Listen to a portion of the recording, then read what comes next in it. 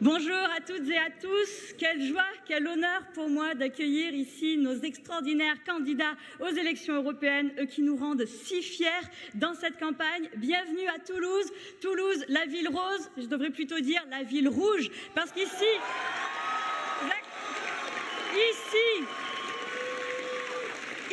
on n'oublie pas qu'en 2022, Jean-Luc Mélenchon est arrivé premier aux élections présidentielles. Avec un score historique de près de 37%, loin devant tout le monde, alors qu'on se le dise, ici, on vote insoumis.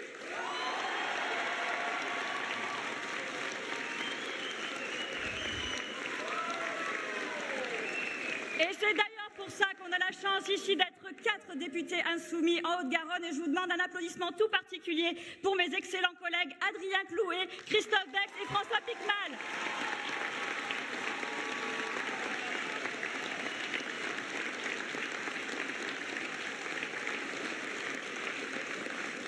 Je vais avoir encore besoin d'un nouveau tonnerre d'applaudissements pour les militants de la Haute-Garonne, pour notre candidat Yohann Taillandier. Ils ont une énergie folle, ils sont partout. Sans eux, rien ne serait possible. Bravo!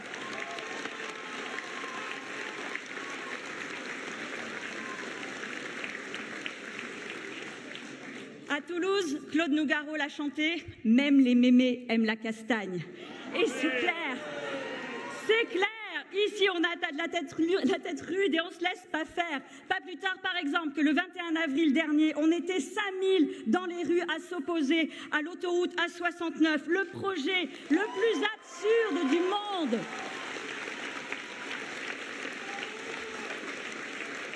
Le plus absurde du monde, parce qu'il s'agit de longer littéralement une route nationale, une voie ferrée, tout ça en détruisant des terres agricoles, des zones humides, des espèces protégées. C'est un projet qui a fait l'unanimité contre lui de 2000 scientifiques, dont des chercheurs du GIEC. Et c'est juste la honte pour Carole Delga et ses copains qui continuent de promouvoir ce projet. Alors, à noter dans vos tablettes, pour leur mettre toujours plus la honte, samedi prochain, manif action en roue libre dans le Tarn. Et je veux ajouter une pensée solidaire pour les opposants à la 69, les 10 opposants qui, jeudi, ont passé la journée en garde à vue pour des motifs complètement fallacieux. Ça suffit. Que ce soit dit et répété, non. La répression inédite et honteuse de ce gouvernement contre les défenseurs du vivant, comme contre les défenseurs de la paix, ne nous feront ni fermer les yeux, ni baisser la tête. C'est tout le contraire.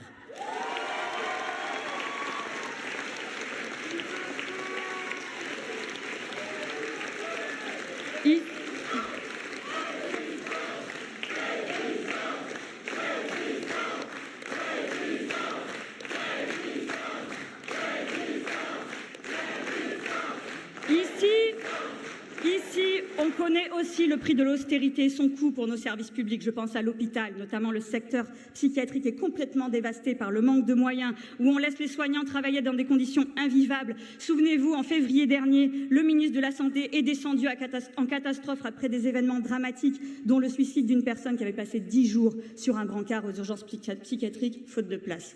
10 jours. Mais qu'est-ce que c'est que ce pays ?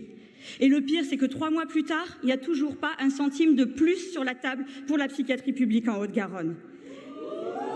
Oui, c'est la honte. C'est la honte. Et d'ailleurs, aujourd'hui même, les soignants de l'hôpital Marchand démarrent un mouvement de grève. Et moi, je veux leur dire qu'on est tous derrière eux.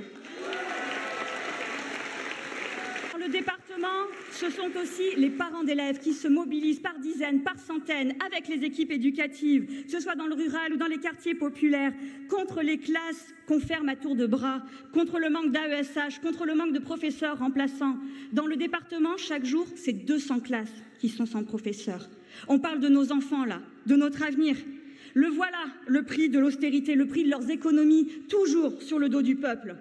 Et le problème, c'est que c'est pas fini. Vous avez entendu Bruno Le Maire, il annonce encore 10 milliards d'économies, puis 20 milliards, pourquoi pas 50 milliards, 100 milliards. À part ça, il paraît qu'il a sauvé l'économie française.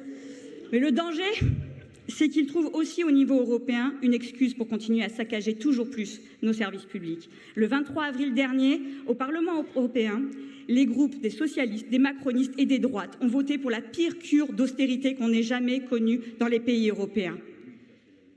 Et nos services publics, c'est la richesse de ceux qui n'en ont pas. Alors on ne va pas laisser faire ça. Pour la défense du vivant, pour la défense des services publics, on a besoin de députés européens de combat.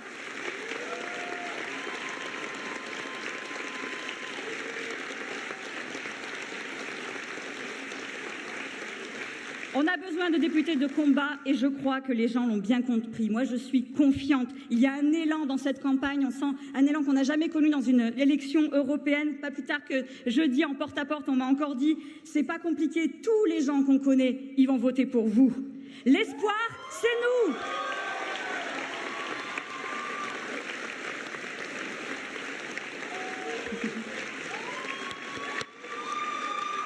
L'espoir, c'est nous. Alors là, il nous reste une semaine. On fait comme d'habitude, on lâche rien, on donne tout jusqu'au bout. Le 9 juin, on vote Manon Aubry, on abat la citadelle et on se donne une force phénoménale pour tout changer.